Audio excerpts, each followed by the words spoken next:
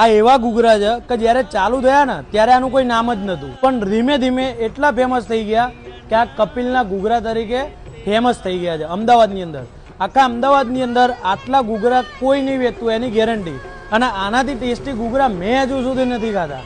નાના હોય છે, અંદરનો માવો એકદમ નોર્મલ, પણ ખાસિયત છે એમની ચટણીમાં. અને એમાં બી આપણે અલગથી ઘૂઘરા બનાવડાયા છે, તીખા અને ભૂક્કા કાઢી નાખે એવા. કપિલભાઈના ફાધર અહીંયા આગળ આ ઘૂઘરા ખાતા હતા અને એવું બી કહેતા હતા કે આટલા તીખા ઘૂઘરા કોઈ ખાઈ નહીં બતાવે. જો તીખું ખાવાનું ના સહન કરી શકતા હોય તો આ ઘૂઘરા ના ખાતા. તીખું ખાવાના જો તમે શોખીન હોય તો અહીંયા આવીને ખાલી એવું કહેજો કે મેહુલભાઈને જે ડીશ બનાવેલી હતી ને એ બનાવી આલો.